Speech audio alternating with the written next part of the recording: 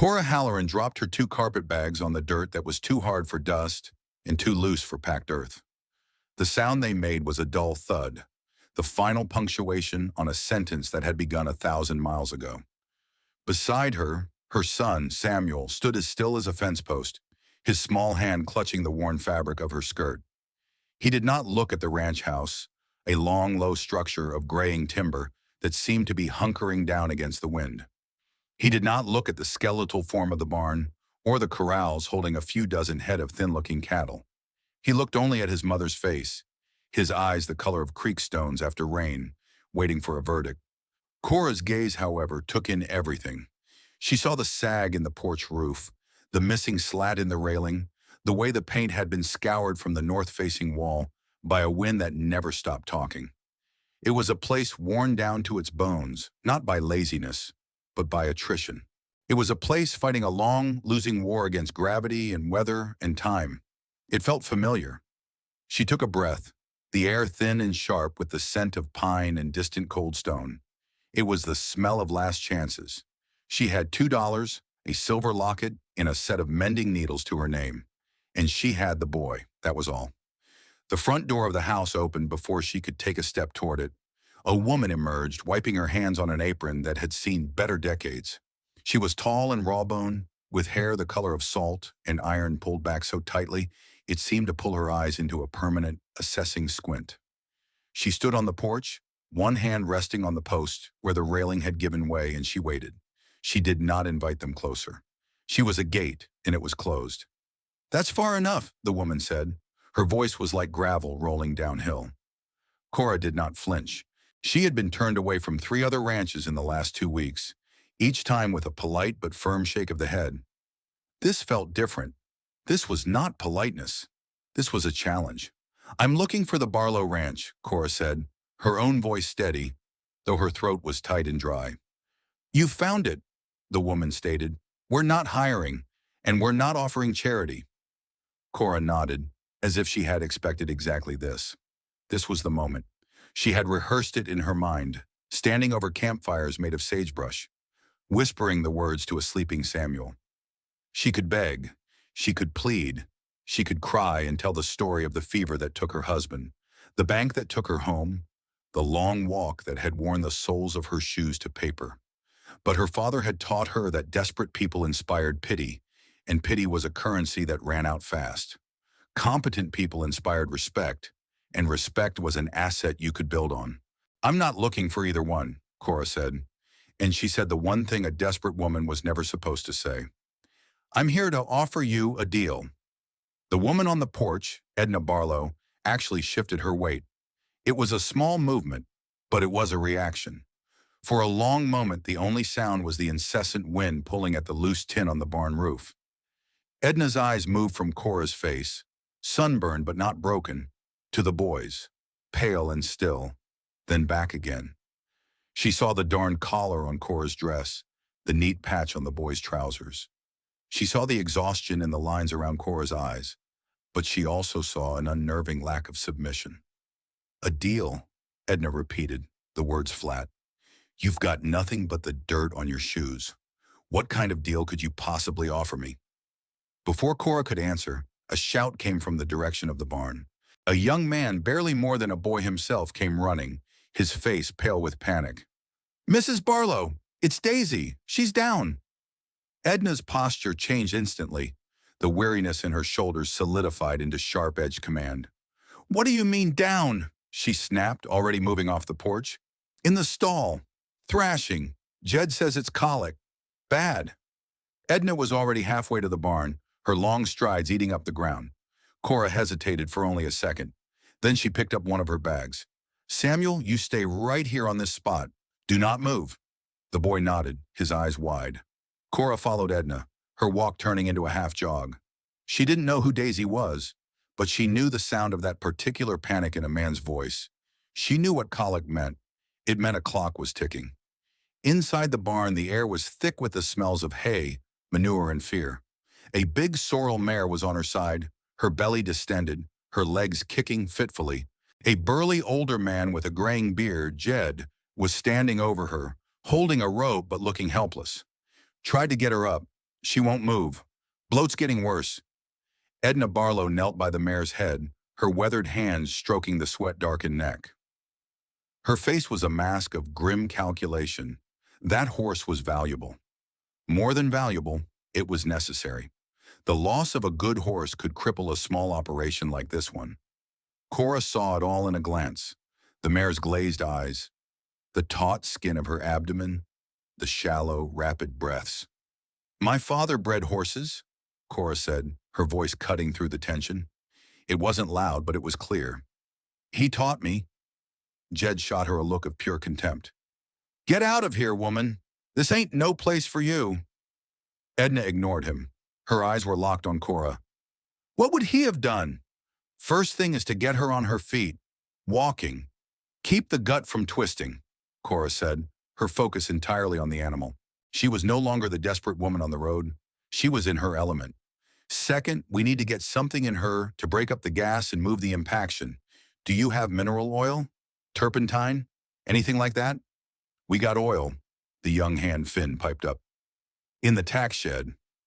"Get a quart of it," Cora commanded, her tone leaving no room for argument. Then she looked at Jed. "She'll fight you. Don't pull on her head. Get behind her. Push at her rump when I tell you. We need to roll her onto her chest first, then get her legs under her." Jed looked at Edna, expecting her to put this stranger in her place. But Edna just stared at Cora, a flicker of something, not hope, but a hard, pragmatic curiosity in her eyes. "Do it," Edna said to Jed. Grumbling, Jed moved. Cora went to the mare's head, speaking in a low, steady murmur. "Easy, girl. Easy now." She put her hands on the mare's neck, finding the pressure points her father had shown her. She wasn't just pushing, she was persuading the 1,000-pound animal with her hands. "Now, Jed!" With a coordinated heave, they rolled the groaning mare onto her sternum. Her legs floundered. "Up, Daisy, up!" Edna urged, her voice tight. Cora kept talking, a constant soothing stream of nonsense and encouragement, while pushing and guiding. With a desperate lurch, the mare struggled, found her footing, and stood trembling, her head hanging low. Finn rushed in with a bottle of oil and a long-necked funnel. "Jed, hold her head up. Steady," Cora directed.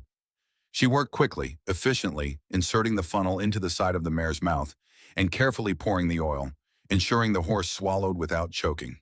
The whole process took less than 5 minutes. It was an act of pure, unadorned competence. "Now we walk her," Cora said, taking the lead rope from a stunned Jed. "All night if we have to. Just a slow, steady walk." She started leading the mare in a wide circle inside the barn. Edna Barlow watched her. She watched the stranger's hands, sure and gentle on the rope. She watched the way her shoulders were set, without panic, without pride. She was just doing the work. Edna looked at Jed, whose face was a mixture of resentment and grudging respect. She looked at Finn, who was staring at Cora with open admiration. Then she looked back at the woman walking her horse. An hour passed. The mare passed gas, a loud, promising report that echoed in the quiet barn. A few minutes later, she dropped a load of manure. The tension broke like a fever. Cora stopped and ran a hand over the mare's flank. The bloat was visibly reduced. "She'll be all right," Cora said quietly. "Just keep an eye on her. Let her have water, but no feed until morning." She handed the rope to Finn and turned to face Edna Barlow. She was covered in dirt and horse sweat. She looked exhausted, but her eyes were clear. She had made her case. Not with words, but with action. Edna just looked at her for a long time. The gatekeeper was considering. The wind rattled the tin roof. Finally, she gave a single, sharp nod. "The cookhouse is yours," she said, the words clipped. "You and the boy can have the small room off the back. You'll cook for 4 hands and me, 3 meals a day. You'll also handle the mending and the washing, 30 days. At the end of it, if you've proven useful, you'll get paid $30. If you haven't, you'll be on your way with nothing. Is that a deal?" There was no warmth in the offer. It was a contract written in iron and skepticism. But it was a foothold, it was a chance, it was a roof. "Yes," Cora said, the word coming out on a breath she hadn't realized she was holding. "That's a deal." She looked out the barn door and saw Samuel, a tiny, motionless figure still standing exactly where she had left him, a small island of obedience in a vast, uncaring landscape. For the first time in a very long time, she felt the territory right next to hope. The cookhouse was less a room and more a repository for grease, soot, and neglect. A thick film covered every surface, dulling the wood of the table and benches, coating the iron of the massive stove. The air was stale with the ghost of 1,000 poorly cooked meals. A pile of unwashed pots and pans sat in a dry sink, some with greenish blooms of mold starting to form. It was a space that had surrendered. Cora stood in the doorway for a full minute, taking it all in. Samuel clung to her leg, his face buried in her skirt, overwhelmed by the smell and the gloom. To Edna, who stood behind them, this was a test. She expected a sigh, a complaint, a look of dismay. She got none of it. Cora simply took a deep breath, seemed to catalog every filthy corner in her mind, and then gently detached her son. "Let's get some light in here," she said, more to herself than to anyone else. She crossed to the two windows, their panes so clouded with grime they were nearly opaque. She struggled with the swollen sash of the first one, her knuckles white with effort, until it finally gave with a groan of protest, letting in a rectangle of late afternoon sun and a gust of clean, pine-scented air. The light illuminated a blizzard of dust motes. She did not stop. Her movements were economical, unhurried, yet filled with a purpose that seemed to push back against the room's inertia. She found a bucket, a stiff brush, and a bar of lye soap that was hard as a rock. She sent Finn, who had followed them like a curious puppy, to haul water from the pump. While he was gone, she began scraping. She used a bent putty knife she found in a drawer to attack the hardened grease on the stovetop, the caked-on food in the pots. Scrape, scrape, scrape. It was a rhythm of reclamation. Edna watched for another 10 minutes, her arms crossed over her chest. She saw a woman who wasn't performing. This was not a show for the new boss. This was an intrinsic state of being. The woman saw a mess, and her immediate, unthinking response was to start making it clean. She saw brokenness, and she began to mend. Edna had seen countless hands come and go, men full of talk and swagger who did half a job. This was different. This quiet, methodical industry was more powerful than any boast. Without another word, Edna turned and left, a strange and unfamiliar feeling stirring in her chest. It felt dangerously like letting her guard down. For the next 3 hours, Cora worked. She had Samuel sit on a stool in the corner with one of his few treasures, a small wooden horse, while she transformed the room. With buckets of hot, soapy water, she scrubbed the floorboards, revealing the warm pine beneath the grime. She washed the walls, the table, the benches. She scoured the pots until the iron shone a dull, healthy gray. She cleaned the windows until the light poured in, making the space feel twice as large. She found the pantry was in a similar state of disarray. Sacks of flour and cornmeal were left open to weevils. A bag of potatoes had sprouted long, pale fingers in a dark corner. She took inventory with a grim efficiency, throwing out what was spoiled, organizing what was salvageable. She found a half-empty sack of Arbuckle's coffee beans, a small luxury, and the smell when she opened it was rich and promising. She found yeast, salt, sugar, and a large tin of lard. She had what she needed. By the time the sun began to dip below the jagged peaks to the west, the cookhouse was a different place. It smelled of lye soap, damp wood, and clean air. A fire was roaring in the belly of the big stove, its heat pushing back the evening chill. And on the stovetop, a massive pot of water was boiling for potatoes. The men came in from the range as the light failed, their faces etched with the day's labor. They came in as they always did, loud and stomping, expecting the usual fare. Tough beef, boiled beans, and stale bread. They stopped dead in the doorway. Jed, Finn, and the two other hands, a quiet old-timer named Elias, and a wiry man called Pete, stood there blinking in the clean, bright lamplight. The room was warm and tidy. The long table was scrubbed clean. And the smell was what truly stopped them. It wasn't just food, it was the smell of care. It was the rich aroma of beef and onions browning in a pan, the hearty scent of potatoes, the unmistakable soul-soothing perfume of fresh bread baking. Cora didn't greet them. She simply nodded toward the sink, where a clean basin of water and a fresh towel were waiting. "Supper's in 20 minutes, she said, not looking up from the dough she was kneading for the next day's breakfast. The men, even Jed, moved with a strange new quietness. They washed their hands. They sat at the table and didn't put their dusty hats on it. They watched her as she moved between the stove and the counter, her actions fluid and sure. She drained the potatoes and mashed them with a generous dollop of lard and a splash of milk she'd found in the cooler. She stirred the gravy, thickening it with flour. She pulled 3 golden brown loaves of bread from the oven, the crust cracking softly in the cooler air. When she placed the platters on the table, there was a moment of stunned silence. A thick beef stew, rich with carrots and onions, a mountain of fluffy mashed potatoes, and the bread, sliced thick, with a small bowl of churned butter beside it. It was simple food, but it was prepared with an attention to detail that felt like a form of grace. Edna came in and took her seat at the head of the table. She looked at the food, then at Cora, but her expression was unreadable. The men began to eat. For the first few minutes, the only sounds were the clinking of forks and appreciative murmurs. Finn, the young hand, ate with a kind of desperate joy, as if he hadn't had a real meal in years. Pete, the wary one, just shook his head slowly in wonder. Elias, the old man who rarely spoke, took a bite of the bread, chewed it slowly, and then looked directly at Cora. He gave a single, almost imperceptible nod. It was a judgment, and it was a verdict. It carried more weight than a whole speech. Jed, however, ate with a sullen intensity. He cleaned his plate, but his shoulders were hunched. This was a change he had not asked for and did not trust. This woman had walked in and, in a single afternoon, had altered the fundamental texture of their lives. He saw it as an invasion. After the meal, as Cora cleared the plates, Finn stood up. "I can help with that, ma'am," he offered, reaching for a platter. "Thank you, Finn," she said, giving him a small, tired smile. "I can manage. You've had a long day." The simple act of acknowledgement, of seeing his labor, seemed to land on the boy like a blessing.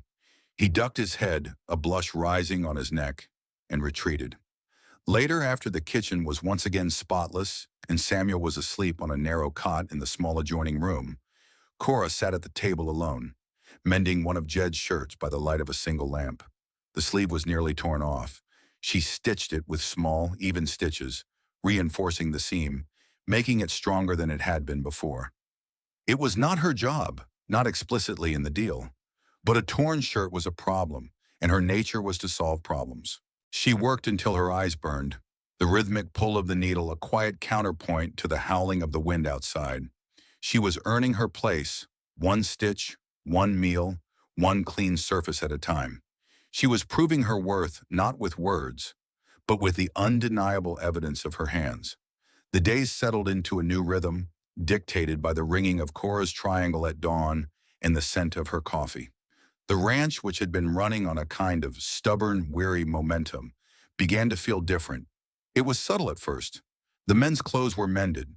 The bunkhouse floors were swept. There was always a pot of hot coffee on the stove, and it was always good. Finn became Cora's shadow in his spare moments. He hauled water for her without being asked, chopped wood for the big stove, and sometimes just sat at the kitchen table, talking about his family back east while she rolled out biscuit dough. He was the first to speak to Samuel, crouching down to show the boy a smooth gray stone he'd found. Samuel, who had barely spoken a word since their arrival, looked at the stone and then at Finn, a flicker of interest in his quiet eyes. It was a start. Elias, the old hand, continued his silent endorsement. He would leave small offerings on the back step of the cookhouse, a brace of sage grouse one morning, a handful of late-season wild plums another. He never said a word, but the gestures were a clear language. He saw her. He approved. But Jed's resistance hardened. He saw the easy camaraderie between Cora and Finn, the respect in Elias's silence, and he felt his own position on the ranch shifting. He had been Edna's right hand for 15 years, the de facto foreman, his authority unquestioned. Now this woman, this outsider, was changing the currents. He saw her quiet competence not as a gift to the ranch, but as a threat to his own standing. He began to find fault. The stew was too salty one night. The biscuits were too dense the next. He would deliver his complaints in a low grumble to the other men, casting sidelong glances at Cora, who seemed not to hear. She never rose to the bait. She simply served the food, her face calm and unreadable, which only seemed to infuriate him more. The confrontation came on a Tuesday, 2 weeks into her 30-day trial. The morning was cold with the promise of an early snow in the high country. The men were gathered for breakfast, the air thick with the smell of bacon and chicory. Jed picked up his coffee mug, took a sip, and slammed it back down on the table. The dark liquid sloshed over the rim. "This is dishwater," he declared, his voice loud in the quiet room. "A man can't work on this stuff." Finn and Pete froze, their forks halfway to their mouths. Ilias continued to eat, his gaze fixed on his plate. Cora was at the stove, turning bacon with a long fork. She did not stop or turn around. "The coffee is made from the Arbuckle's beans I found in the pantry," she said, her voice even. "The same as yesterday." "Well, you did something wrong to it today," Jed shot back. He was playing to an audience, trying to reassert his dominance. "We ain't never needed a woman fussing over things. Things were fine before you got here."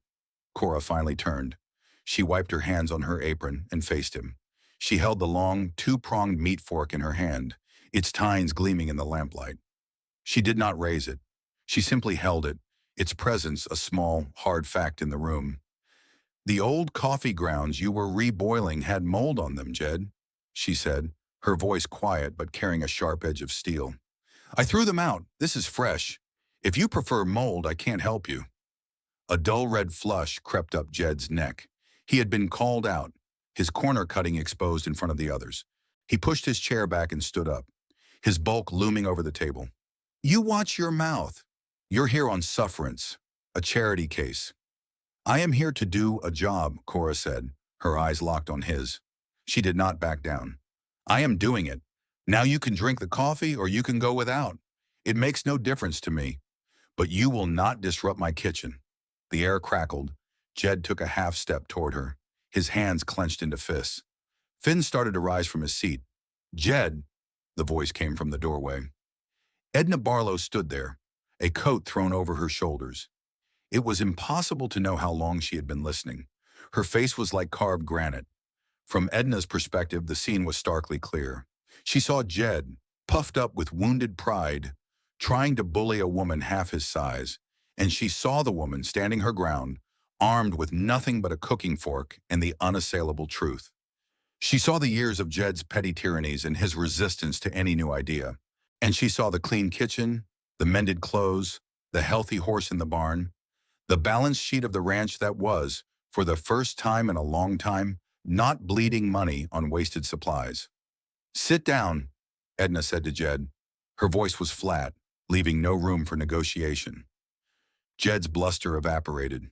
He looked from Edna's cold eyes to Cora's steady ones, and he wilted. He slumped back into his chair, defeated. Edna walked to the stove, picked up the coffee pot, and poured herself a mug. She took a slow, deliberate sip, her eyes on Jed the whole time. "It's good coffee," she said. Then she looked at Cora. It was not a smile, but it was a look of clear and public validation. She had chosen a side. "The north fence is down in the upper pasture. I need all hands on it after breakfast." The spell was broken. Finn and Pete went back to their food, studiously avoiding Jed's gaze. Jed stared into his mug of coffee, his face a mask of humiliation. Cora turned back to the stove and calmly finished cooking the bacon. She had faced the internal resistance and had not flinched.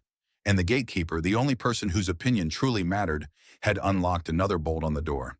The authority she now had in her kitchen was not just assumed, it had been officially conferred. The cookhouse was her domain, and everyone now knew it. The incident with Jed marked a shift. It wasn't that he became friendly, but a sullen compliance replaced his open hostility. He did his work, ate his meals, and kept his criticisms to himself. The small victory solidified Cora's standing, but it was a deeper, quieter current of change that truly began to alter her relationship with Edna Barlow. Cora's work extended beyond the 3 meals a day stipulated in their agreement. It was in her nature. She saw the worn-out horse blankets and patched them. She noticed the pantry's dwindling supplies and began to plan with a foresight the ranch hadn't seen in years. It was this planning that led her to the ledgers. They were a dusty, leather-bound set of books kept on a high shelf in Edna's small, cluttered office. One evening, after Samuel was asleep, Cora asked if she could review them to better estimate the winter's needs. Edna, preoccupied with a sick calf, waved a hand in their direction, giving her assent without much thought. For Cora, the ledgers were a story.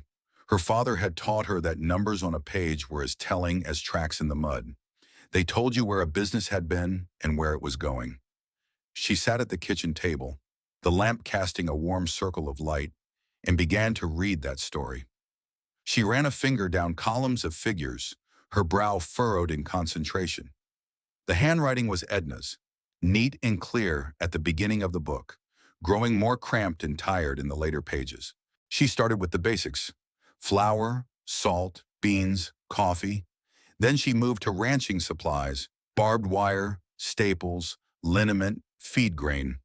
Most of it came from the general store in Prairie Dog Creek, the nearest town, run by a man named Henderson. The prices seemed high, but that was to be expected in such an isolated place. But as she cross-referenced the entries over the last 3 years, a pattern began to emerge. The price for a sack of oats would jump 20 cents one month, then hold steady for 2, then jump again. A spool of wire that cost $3 one spring cost $4.50 the next, with no corresponding notice of a shortage or market change she could recall. The increases were small, erratic, and easy to miss in isolation, but taken together over time, they told a story of 1,000 tiny cuts. The ranch was being bled dry, a few cents at a time. She stayed up late, her finger tracing the lines, her mind working. She remembered hearing the men talk. Henderson, the store owner, was a cousin of Silas Croft. Croft was the neighboring rancher, a man with a reputation for being acquisitive and sharp-elbowed. A man who, according to ranch gossip, had made offers on the Barlow place more than once. The pieces clicked into place with a cold, sickening certainty. It wasn't just high prices, it was a deliberate strategy. The next day, she didn't immediately confront Edna.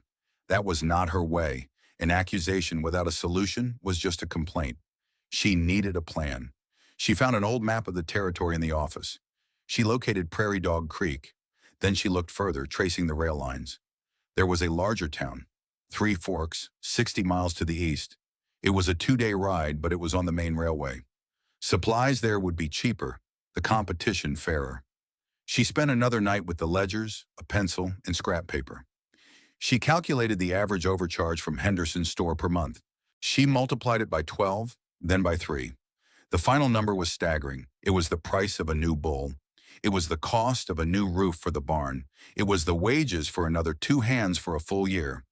Then she calculated the cost of a 2-day wagon trip to Three Forks 4 times a year, factoring in time and effort. Even with that, the savings were enormous. She chose her moment carefully. It was 2 days later, after supper. The men had retired to the bunkhouse. Edna was on the porch, staring out at the darkening land, a familiar weariness in her posture. Cora brought out 2 mugs of coffee and sat in the other chair, the one with the mended arm. "Edna," she began quietly, "I've looked through your ledgers." Edna sighed, not turning. "Don't tell me. We're broke. I know that." "You're not broke," Cora said. "You're being robbed." That got Edna's attention. She turned her head, her eyes narrowing in the twilight. Cora laid it all out. She didn't use emotional language. She used facts and figures.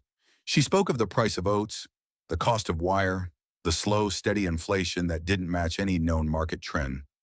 She pointed out the connection between Henderson and Silas Croft. She presented the problem not as a disaster, but as a solvable equation. Then she presented the solution. She showed Edna her page of calculations. If you send a wagon to Three Forks once every 3 months, you can bypass Henderson entirely. Based on my estimates of what prices should be, you'll save enough in the first year to hire another full-time hand and reshingle the barn. Edna was silent. She took the piece of paper from Cora and held it, though it was nearly too dark to read. She stared at the numbers, at the neat, careful handwriting. In her mind, she saw years of scrimping, of selling off breeding stock to make ends meet, of feeling like she was running in place. She had thought it was her own failure, a lack of business sense her late husband had always possessed. She had thought she was letting him down. Now this woman was telling her it wasn't her fault. She had not been failing. She had been cheated. The shift in Edna's perception was seismic. This wasn't a cook. This wasn't just a useful employee. This was a partner. This was an ally who saw the whole shape of the battle, not just the skirmish in front of her. "My husband, Robert," Edna said, her voice suddenly thick. She hadn't spoken his name to anyone in years. He always handled the books. He had a mind for it. When he was gone, I just tried to keep things as he had them. I kept going to Henderson because that's where we'd always gone. She looked at Cora, her eyes glistening in the faint light from the window. I never even thought to check.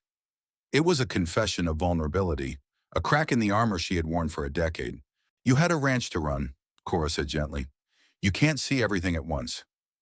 Edna looked down at the paper in her hands, then back out at her land. The land she had almost lost, not to drought or disease, but to a slow, methodical theft she hadn't even seen. A cold anger began to replace the weariness in her bones. It was a fortifying anger. "Next week," Edna said, her voice hard as iron once more, "I'm going to Three Forks myself. I'll take the big wagon. I'm going to open a new line of credit and arrange the first shipment." She stood up. "Thank you, Cora." It was more than gratitude. It was an acknowledgement. It was the moment Cora Halloran stopped being the hired help on probation and became something else entirely. She had proven her value went far beyond the cookhouse. She had shown she was invested not just in her own survival, but in the survival of the ranch itself. She had become indispensable. The weather turned with a vicious speed that was common in the high country. One day, the sky was a crisp, brilliant blue. The next, it was a low, bruised ceiling of gray clouds that scudded in from the north, carrying the metallic taste of snow. The wind lost its whining edge and developed a deep, guttural roar. It was a predator's growl. Edna, resolute in her new plan, had departed for Three Forks 2 days prior, taking Finn with her to help with the heavy wagon and the long road. She'd left Jed in charge, a decision made out of habit and necessity. "Just keep things running," she told him.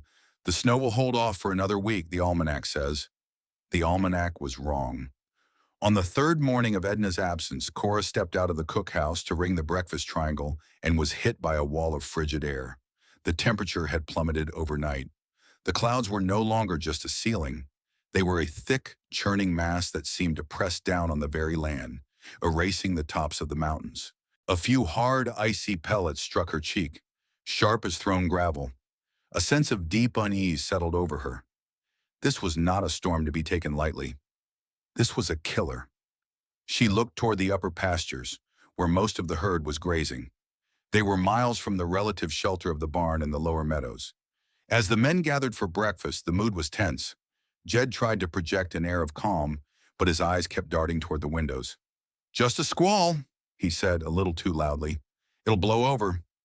Elias, the old-timer, took a slow sip of his coffee. "No," he said, his voice a low rumble. "This one's got roots." It was then that Pete, who had been sent to check the southern fence line, burst into the cookhouse, his face white with more than just the cold. "Trouble, Jed. Big trouble." "What is it?" Jed demanded, rising from his chair. "Cattle. Dozens of them. Pushed right through the fence down by Willow Creek. They're mixing with our herd." "Whose cattle?" "Croft's," Pete said, the name hanging in the air like a curse. "It's his brand, plain as day. And the fence, it wasn't broken by weather. It was cut. Wire snipped clean through in 3 places."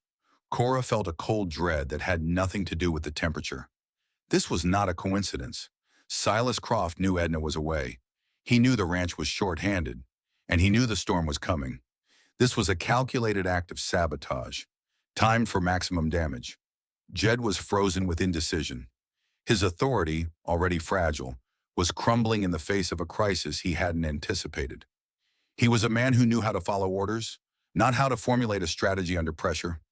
He looked from Pete to Elias, his face a blank mask of panic. The men were looking at him, waiting for a command that wouldn't come. The ranch was adrift and the storm was about to break. "What do we do, Jed?" Pete asked, his voice trembling slightly.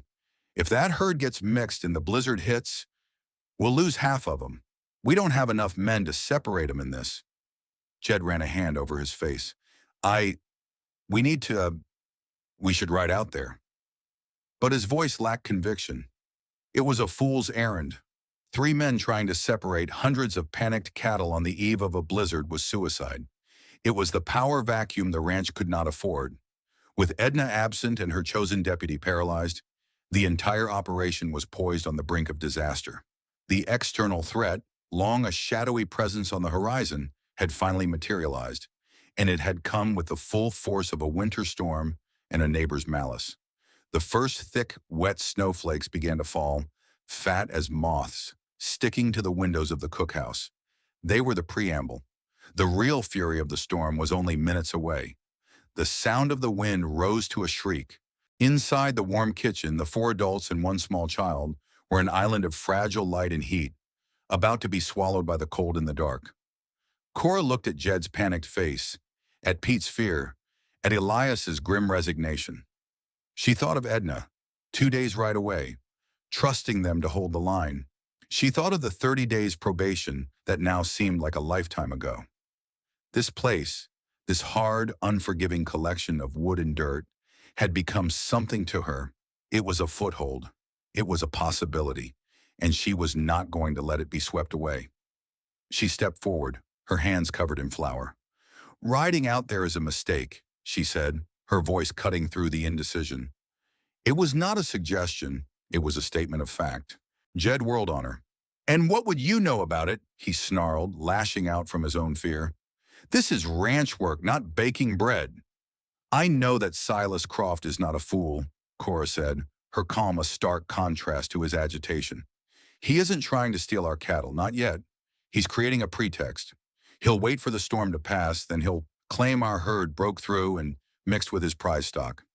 He'll get the marshal out here and demand a crippling fine for damages, or he'll sue for grazing rights to the upper pasture as compensation. He knows Edna is away. He's trapping us." She had laid out his strategy so clearly, so precisely, that it silenced the room. She understood the enemy. Elias looked at her, his old eyes sharp. "The woman's right," he stated. "That's Croft's way. He's a lawyer with a rope." The validation from the old hand was all the support she needed. Cora's mind was racing, connecting the pieces, seeing the shape of the trap, and looking for the hinge on the door. A direct confrontation was what Croft wanted. Fighting him on his terms, cattle against cattle, man against man, was a losing game. The victory had to be found elsewhere. "We can't separate the herds in this weather," she continued, thinking aloud, her voice gaining strength. "And we can't let him make his claim. So we have to change the nature of the evidence." Pete just stared at her. "Evidence? It's our word against his." "No," Cora said, a sudden, fierce clarity in her eyes. "It's more than that."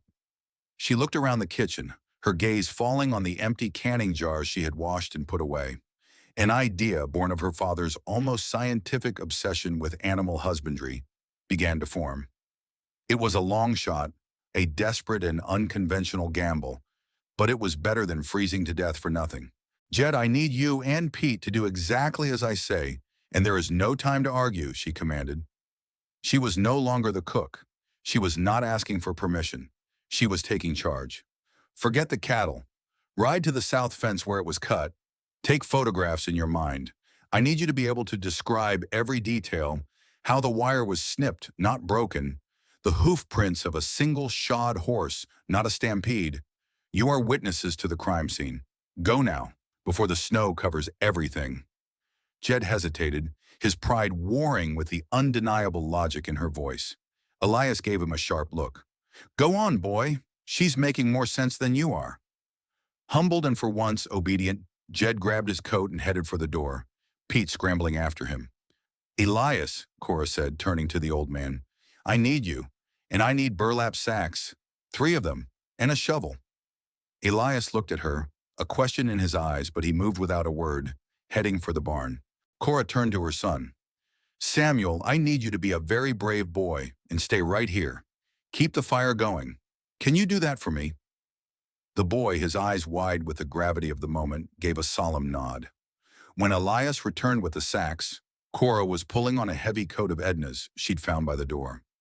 "We're going to collect evidence of our own," she told him, her voice tight against the wind that was now a physical force, pushing against the cookhouse door. "Croft has mixed the herds. We're going to prove which cattle belong where." They stepped out into the blizzard. The world had been reduced to a swirling vortex of white. Visibility was less than 20 feet. The cold was a living thing, clawing at any exposed skin. Elias led the way, his knowledge of the land a compass in the chaos, heading not for the main herd, but for a small group of Barlow cattle that had been kept in a closer pasture near the barn. "What are we doing, missus?" Elias shouted over the roar of the wind. "My father used to say you can tell where a cow's been by what comes out of it," she yelled back. "The grasses in our lower pasture are different from the high pasture, and they're both different from what grows on Croft's land. The proof isn't on their hides, it's in their guts." She handed him a sack. "I need fresh manure from our cows, the ones who have only eaten our grass. Then we have to get a sample from his." Elias stared at her for a second, the snow plastering his beard. Then a slow, wide grin spread across his weathered face. It was a look of pure, unadulterated appreciation for the sheer, brilliant audacity of the plan.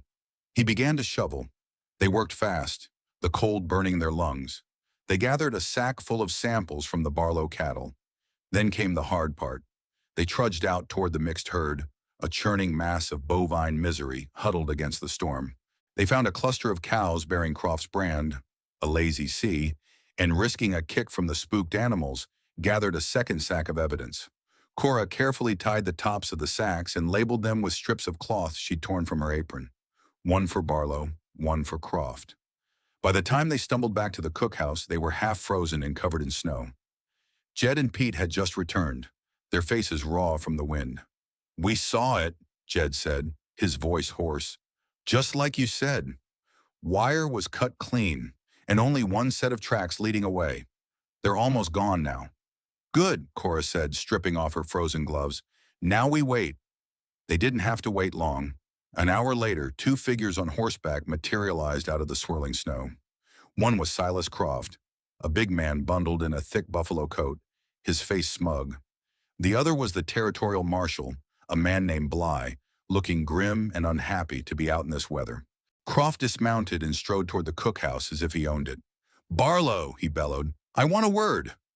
Cora opened the door. She stood on the threshold, blocking the entrance. She was not intimidated. "Edna Barlow is not here," she said. Croft's smirk widened. This was even better than he'd hoped. "Well now, my cattle have broken through your rotten fence and are mixed with your herd. This storm is going to cost me. I'm here with the marshal to assess damages." Marshal Bly tipped his hat. "Ma'am, sorry for the intrusion, but we need to sort this." "There's nothing to sort," Cora said calmly. "Your fence was cut, Mr. Croft. My men have already inspected it." Croft laughed, a harsh barking sound. "My fence? Your fence, woman, and it's your word against mine. Now, are you going to let us in, or are we going to stand here and freeze?" "You can come in," Cora said, stepping aside. "But you should know, we have evidence." Croft and the marshal stomped into the warm kitchen, bringing a blast of cold air with them. Jed, Pete, and Elias stood by the far wall, a silent, unified front. Croft's eyes scanned the room, dismissing them. "Evidence?" he scoffed. "What evidence?" Cora pointed to the two burlap sacks standing by the hearth. "Those," she said. Croft stared at the sacks, a flicker of confusion on his face. The marshal looked from the sacks to Cora. "Ma'am, I'm not sure I understand." "It's very simple, Marshal," Cora explained, her voice as steady as a rock. "Mr. Croft claims our cattle have mixed with his. He is concerned about his prize herd. But the truth is, he drove his cattle onto our land. That sack," she pointed to the first one, "contains manure samples from cattle that have grazed exclusively on Barlow land. That second sack," she pointed to the other, "contains samples from cattle bearing Mr. Croft's brand, which are currently on our land." She paused, letting the silence in the room build. Croft was no longer smirking. He was watching her with a new, wary intensity. "My father was a stockman, Marshal," Cora continued. "He corresponded with botanists and veterinarians back east. He taught me that different pastures have different flora. The gut content and digestion of cattle reflect their grazing grounds with scientific precision. I am prepared to have these samples sent to the Agricultural College in Bozeman for a full analysis. That analysis will prove, beyond any doubt, that Mr. Croft's cattle have not been eating his grass for the past several days. It will prove they were moved here before they ever came through that broken fence. It will prove fraud." It was a magnificent bluff. The analysis would take weeks, if it could be done at all with any speed. But the certainty with which she spoke, the calm, scientific authority in her voice, was devastating. She had taken the fight from the realm of he said, she said, and moved it into a laboratory, a place where Croft's bullying and bluster were useless. Marshall Bly looked at Croft. He was a practical man. He hated being caught in the middle of rancher squabbles, and he especially hated being played for a fool. Croft's reputation for aggression was well known. The woman's story, as outlandish as it sounded, had the solid ring of truth, while Croft's angry sputtering did not. "Is this true, Silas?" the marshal asked, his voice low and dangerous. It's nonsense," Croft stammered, his face turning a blotchy red. "She's a crazy woman. You can't test cow dung." "Perhaps," Cora said smoothly. "But are you willing to stake your reputation and a charge of fraud on that, Mr. Croft? The marshal and I are perfectly willing to find out." The trap had sprung. Croft was cornered. To protest further would be to admit guilt. To back down would be a public humiliation. He looked at the calm woman, at the grim-faced marshal, at the hostile eyes of the ranch hands. He was beaten, not by force but by intelligence, by a bag of manure and a woman who knew its value. "This is ridiculous," Croft snarled, turning for the door. "I've got cattle to worry about. Get your herd off my land as soon as this storm clears." He tried to salvage a shred of his narrative, but it was hollow. "They're on our land, Mr. Croft," Cora said, her voice quiet but final. "And the marshal is a witness to that. You'd best come get them as soon as it's safe to travel." Without another word, Croft stormed out into the blizzard, the marshal following him. Through the window, Cora watched them mount up and disappear into the white. The external threat had been met and vanquished. The ranch was safe. In the warm, quiet kitchen, Jed looked at Cora Halloran, and for the first time, his expression was one of pure, unadulterated awe. She hadn't just saved the ranch, she had redefined the very meaning of strength.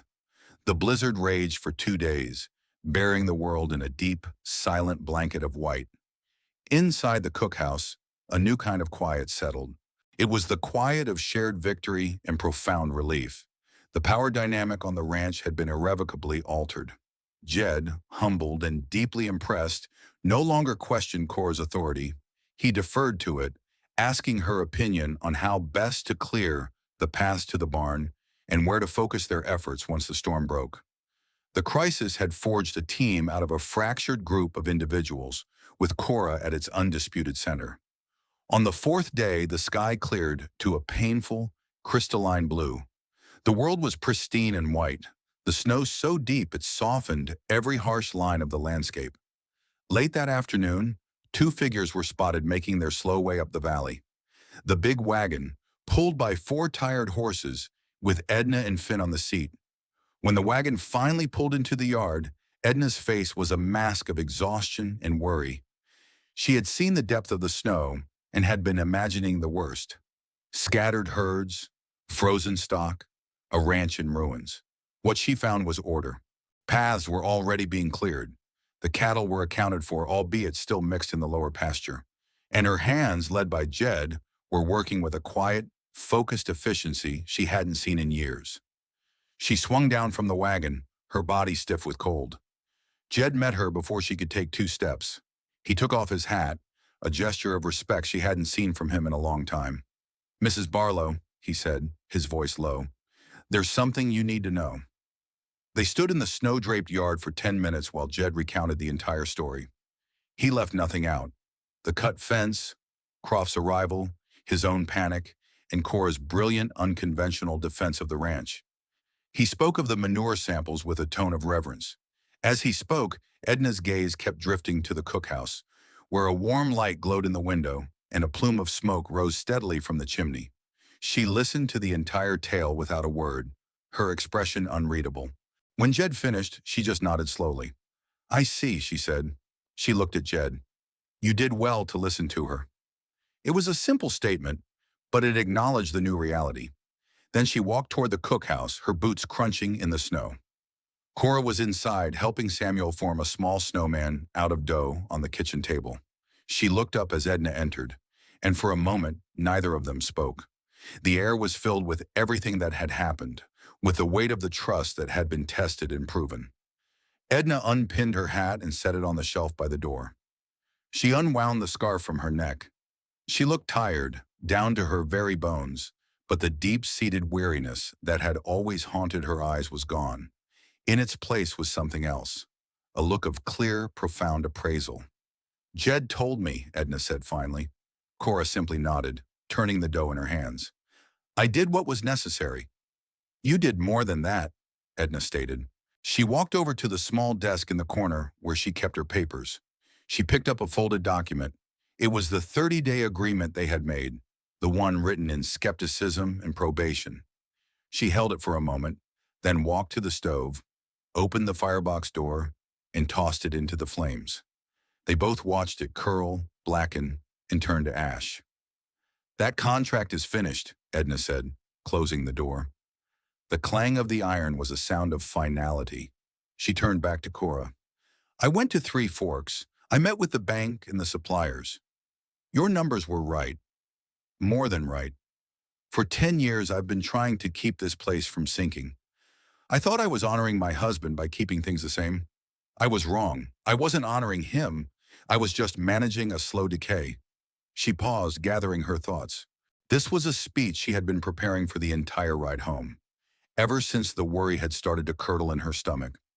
"This ranch," she said, her voice gaining a new strength, "it doesn't just need a good cook. It doesn't just need a hand who is good with horses. It needs a mind. It needs a partner. It needs someone who sees the whole board, not just the next move." She looked directly at Cora, her gaze steady and freighted with the weight of her offer. "I am offering you a full partnership in the Barlow Ranch. Not as a hand, not as a foreman, as an equal. Your name on the deed beside mine.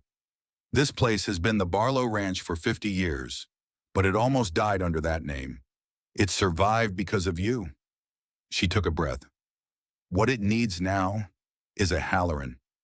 The name, her father's name, the name of the ranch she had lost, hung in the warm air of the kitchen.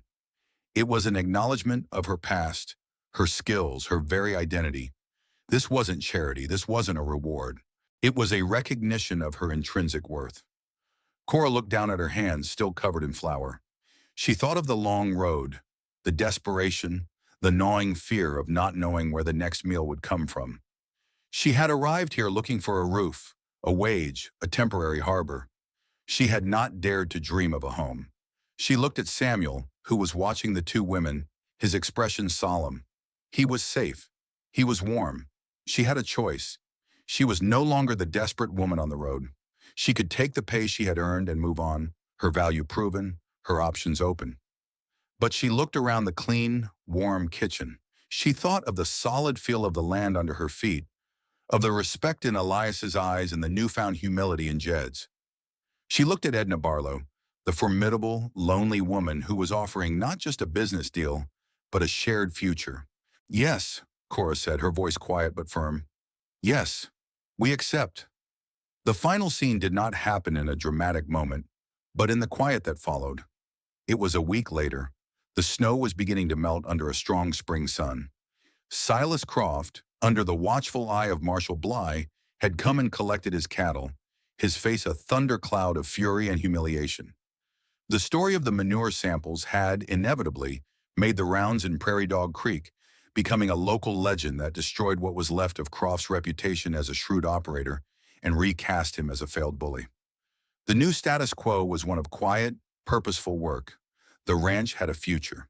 In the evenings, Cora and Edna sat at the kitchen table, the ranch ledgers between them, planning the spring planting, the purchase of a new bull, the repairs to the barn. They were partners in every sense of the word. Their conversations were practical, direct, and underpinned by a deep unspoken current of mutual respect. On this particular evening, the work was done. Edna was on the porch, rocking slowly in her chair, a cup of coffee in her hand. She was watching the sunset paint the snow-capped peaks in shades of rose and gold. She looked peaceful. The deep lines of worry on her face softened. She was no longer carrying the burden alone. Inside, Cora was humming softly as she cleared the last of the supper dishes. The cookhouse was filled with the warm, comforting smells of baked bread and stew. Samuel was sitting on the floor by the hearth, not with his old worn wooden horse, but with a new one, intricately carved from a piece of cottonwood. Elias had made it for him. The boy was making quiet sounds, the sounds of a horse galloping, the first real sounds of play he had made in a year. Cora finished her work and came to the doorway, wiping her hands on her apron. She leaned against the frame, watching Edna on the porch. The two women sat in comfortable silence as the last light faded from the sky, and the first stars began to appear in the vast, dark expanse. The wind was just a whisper now, a gentle breath that carried the scent of melting snow and damp earth. The smell of life returning. The ranch had asked for a hired hand, a temporary fix for a failing system. What it got was the woman who made it a home.